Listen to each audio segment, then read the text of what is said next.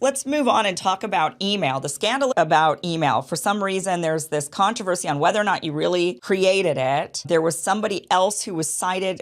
Is his name Ted? Am I getting that right? That they claimed was the guy who actually created email. So let's talk about that. The invention of email is probably one of the most important things that gets back to what it means to be an American, what this country is about. If you look at the facts, I came here when I was 7 years old. I went back to India for a brief moment. My grandmother was passing away in a small village in India. India has a caste system. And in that caste system, we were supposed to be the lowest of the low. You won't find a lot of Indians like me here. So when I went back to India that brief period, I realized, wow, America has so much to offer. I was back in our village where my grandmother had no shoes, living in a hut. And I realized I better do something with my life or I would be a parasite. There's this very deep, deep feeling that came upon me. So when I came back, I excelled at sports, excelled in athletics, but also in mathematics. I'd finished up my mathematics course, calculus, at the 9th grade, which was only given to high school, the seniors. My high school had no more math courses to give me. Now, there's a lot of very powerful women were involved in my life. My mom was an extraordinary woman, a very important teacher. She argued with the state school board in New Jersey to allow this kid. There was a professor who moved to Israel, Henry Mullish,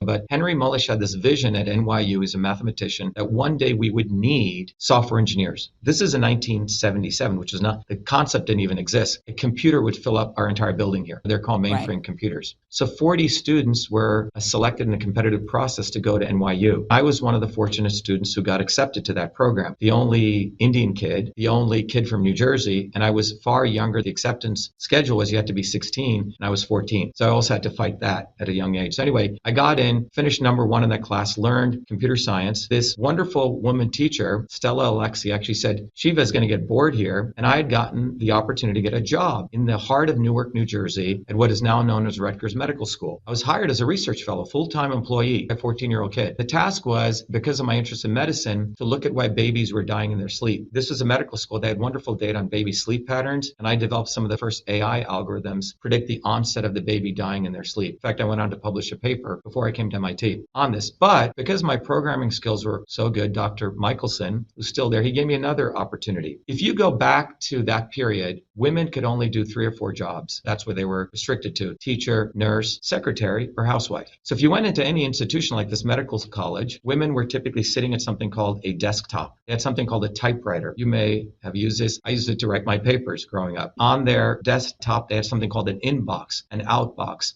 big file folders. They would write a thing called a memo with a to, from, subject, very, very structured. Carbon paper. You'd have to put a paper and you have to put a CC, etc. You had these pneumatic tubes in these rooms where you would write a memo. The doctor would come typically dictate to the secretary. She'd write a memo, draft would occur. The reason I'm sharing with you all, this was a very complex system. It was the inter-office paper-based mail system. Now, on those old computers, you could do simple text messaging. That's not what I'm talking about. I was asked to convert this entire system, inbox, outbox, folders, 100 different features. You can go to inventorofemail.com and they can see that as a 14-year-old. And I took on this challenge. I wrote 50,000 lines of code with 8 kilobytes of memory. No one had ever done this before, translating every feature. Now, you have to understand, the doctors in that hospital would come to me and say, why are you inventing this system? No one's going to use it. I really just love going to my secretary and using this inbox, outbox folders. The secretaries were fascinated. They became my customers. I had great respect for them. We made up a list of every feature and they said, Shiva, we're not going to move from this paper-based system to this until all of those features exist. Every single thing you see in every email system today. And that's what I did, Kim. And I named that system email. I came up with that term, never used before in the English language. Won one of the Westinghouse Science Awards, which was considered the baby Nobles. It was written up in the local newspapers. When I came to MIT, they'd said, here's a guy who invented the first email system on the front page. I was elected student body president. The president of MIT, who was then the science advisor to Ronald Reagan, Paul Gray, had a big event at his home. This is December of 1981. Dr. Gray said, it's truly unfortunate that the Supreme Court is not recognizing software patents. There was a problem, again, legislators not understanding innovation. But in 1980, what had occurred was that the Copyright Office had said you could use copyright law to protect software inventions. And that was called the 1980 Computer Software Act. So Dr. Gray said, you know, Shiva, you should protect your invention. Now, I had no lawyers. My parents weren't PR people. I wrote away. There was no PDFs. You had to write for these forms. And it was not just simply putting a C with a circle around it, which a lot of people have denigrated that to. You had to submit all your code. It went back and forth. And on August 30th, 1982, a 17-year-old kid gets the first United States copyright, recognizing me as the inventor of email.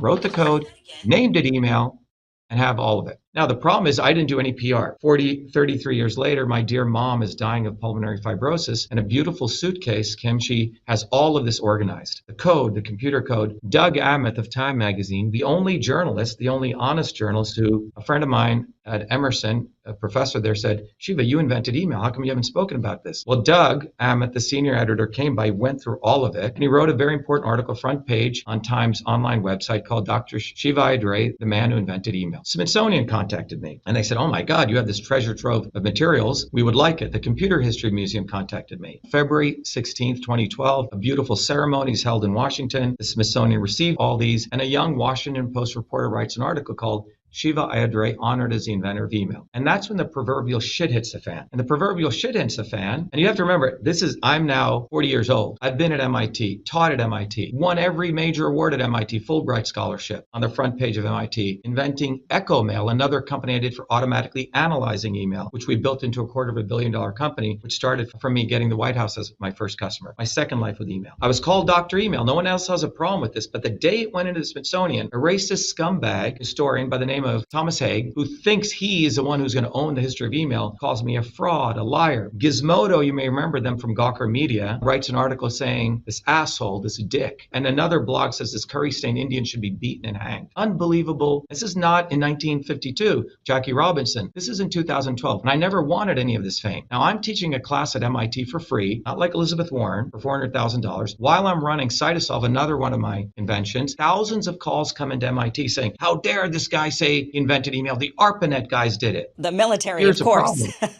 Yes, it's always the military, right? Complex. Exactly. You nailed it. And this is the issue. You got to understand, I was a model minority, which MIT loves. The liberal elites love to promote the model minority when they think you are part of their establishment. But here's a problem, Kim. It was a wonderful journey I went through personally, because if you look at my journey from MIT, when I came there in 17, all this occurred. I was there 33 years in all sorts of manifestations, lecturer, teacher, grad student, always was doing something else. I was fighting for others. I made sure more women came to MIT, more poor whites and blacks, more minorities, because MIT's policies were really screwed up. I organized the food service workers so they got a better wage. I was the first one to protest a war in Iraq. And my PhD graduation, I pulled out this huge sign. Half of the crowd booed me, and the other half gave me a standing ovation. So I've always been a fighter. What the important journey here was, Kim, was a very deep journey. It's hard to, I've talked to women who've been raped. And when they get raped, they think they did something wrong. So I'm seeing all this shit out there. I'm like, wow, maybe I didn't invent email. Am I a liar? So one of my students in my class, Devin Sparks, he felt so bad. He went through every microfiche in the MIT library prior to 1978. Because we're thinking, why, did someone use the word email? Did I not create it? And lo and behold, he finds a document written by a guy called David Crocker, who was attacking me at the time, saying, oh, this guy didn't invent email. Email was a collaboration of the military, industrial, academic. It surely could not have been done by one individual. Well, it was done by one individual. What they created was a simple form of text messaging, which they conflated to email after the work was done. So when my stuff went in, it was like a bomb went off. What was the bomb? The bomb was that I had created email before I came to MIT, not solving a military problem, but solving a civilian problem, where I had moved women from the typewriter to the keyboard. And I had done all those features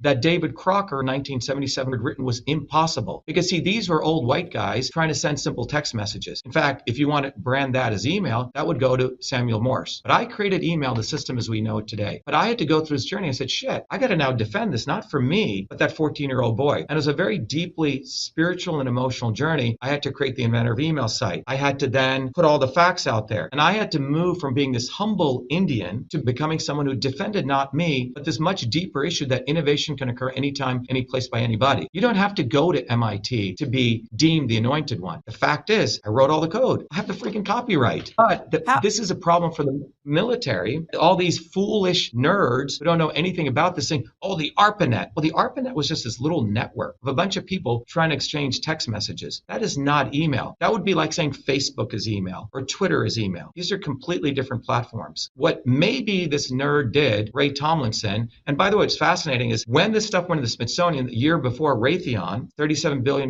company, had bought this company, BB&N, where this guy worked who looks like out of central casting, who looks like a nerd. So they had branded Raytheon as the inventors of email. And they were making $270 million from cybersecurity contracts. Well, it's all bullshit. So that is the actual journey. Wikipedia, all my stuff was taken down. I'm suddenly a fraud and a liar. What I think really troubles people, a friend of mine was a very, very insightful guy, goes, Shiva, you know what really bothers people? people. In fact, Kevin Ryan, who was the head of Business Insider, said something interesting. Kevin said, the facts are so black and white, you invented email. The issue is, why is there a controversy? Do I have to be white? Do I have to be blue-eyed, blonde? And does my last name have to be Einstein? Because this is a central issue. And should this have been done at MIT? You see, Philo Farnsworth was a young schoolboy who did invent TV. Everyone should go look at his history. He didn't have to deal with the skin color, but he did it in Idaho, Franklin, Idaho. He did it in the very similar circumstances, not the military-industrial academic complex, but in the triangle of a loving family, amazing public school teachers who cared about this kid, and a mentor who gave me infrastructure. You see, what they are trying to rewrite history, Kim, is that all great innovations must come from the military-industrial academic complex, that we have to go kill people to create. A real unfortunate person is Walter Isaacson, one of the elite liberals. In the middle of this controversy, Isaacson writes a book. It's like he was commissioned to do this. And the book says, Innovators of the Digital Revolution. Isn't email part of the digital revolution? And you go through that book, everyone is white. And then in the book, he attributes all great innovations to the military-industrial academic complex. This is a brainwashing that has gone on, that all great innovations must come from war. The truth about the invention of email reveals something much deeper, that innovation can occur anytime, any place, by anybody. It can occur by Philo Farnsworth. It took him 60 years. Finally, there's a statue of him in Congress. But the truth is, I invented email. And the bigger truth is that anyone can invent things like email. And it has been occurring throughout history. Innovation is in everyone's DNA. What I believe has occurred is that the liberal elites specifically have created this narrative that, oh, after you go to MIT or Harvard, and by the way, you can drop out. That's pretty cool. That's chic, like Bill Gates or Zuckerberg. Then you get anointed to be an inventor. And the really thing that bugs them is that Indians are supposed to shake their head and accept it. I'm not a good Indian. I curse. I call Booby F and Kennedy because I remember where I came from. I did not come from the Brahmins. I came from everyday working people in New Jersey who do curse. And I come from poor village farmers who I've never forgotten. I'm independent. I'm not in this left or right camp. By the way, 4 years later in 2016, when I was out in Malibu, finally I met this lawyer called Charles Harder. If you remember, Hulk Hogan had sued Gawker Media. He won the $140 million lawsuit. Was it a sex tape? A sex tape. Yeah. But Gawker was a clickbaiting organization. So Charles looked at it. He goes, oh my God, you invented email. He took it on contingency, which he's charging $1,400 on Rodeo Drive. He said, Jesus, you created email. After I filed my $35 million lawsuit, Gawker claimed bankruptcy. Here's the karma of it. That's why I believe there's a God. I was appointed chairman of the bankruptcy committee to sell Gawker to Univision. The new board members of Univision unanimously ruled to take down those 3 defamatory articles and give me close to $1 million settlement. The bottom line is a 14-year-old dark-skinned Indian kid in Newark, New Jersey, in a small medical college, invented email, not the military-industrial academic complex, period. There's no controversy on this. In fact, not even a gray area. It's a fabricated controversy. So where can people find more of the topics that you talk about? I mean, you do bring up a lot about a variety of different people, a variety of different issues. So where can they find you? They can go to shivaforpresident.com. Everyone should go there and get a little bumper sticker and put it on the back windshield. 100,000 people see it. The other thing, Kim, is that every Thursdays I do a town hall. shivaforpresident.com/town hall. We're taking the 6 issues: healthcare, environment, education, innovation, governance, and economy. And for each one of those, Kim, I